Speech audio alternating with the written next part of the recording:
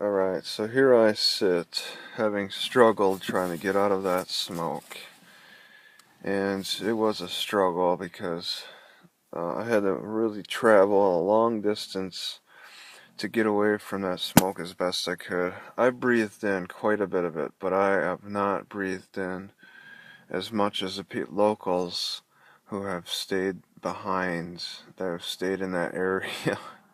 I don't know how they're dealing with it, but in this whole time that it's been since it started about a week ago. Yeah, it's been about a week now. Um, I've I've I've pretty much I've gotten smoke most of those days. I've had to breathe in smoke most of those days. But yeah, once again, there's people who had to who've just kind of stayed in the area, stayed in Novato, or just around those immediate areas. I'm I'm experiencing like uh, difficulty breathing.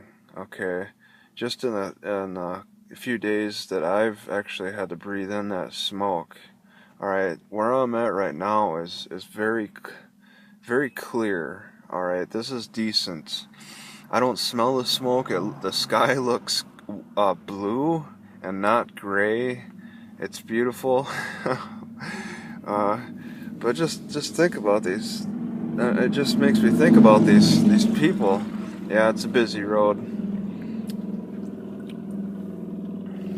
But you look at those stories that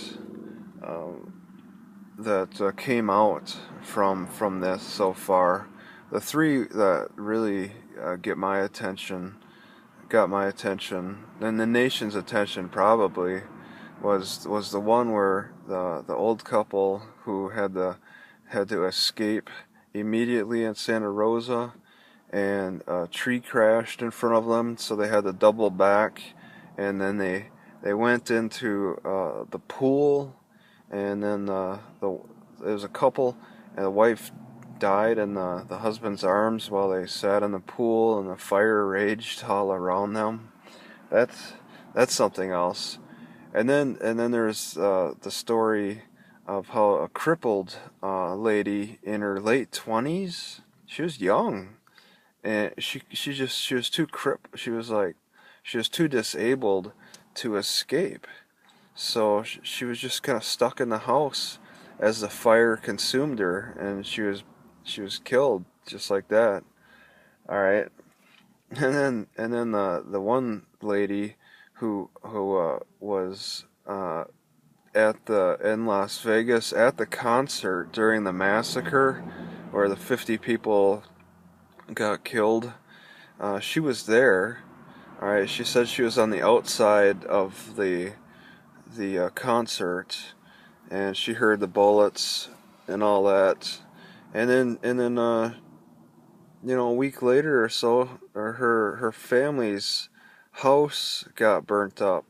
Uh, I think she might have been living with her parents or something. Maybe she was an airline pilot, or no, she was a stewardess.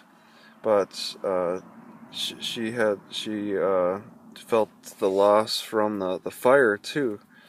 So this has been devastating. I mean, I never intended to go into that fire area, but I was close enough that the smoke really got to me. I've breathed in the remains of whatever was burning. Okay, all the all the things, all the chemicals and all that, and it's just a slight.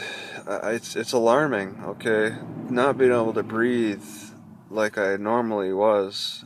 It's alarming, and the people who are there, who they survive. They say that if even if you survive that, they didn't say. I'm just saying, even if you survive that fire, you still got to deal with that smoke, which has long-term consequences in itself. Okay, one of the biggest fires in history. Uh, I'm trying to get away from it. People who stick around, people who battle it, they got bigger problems coming up for them.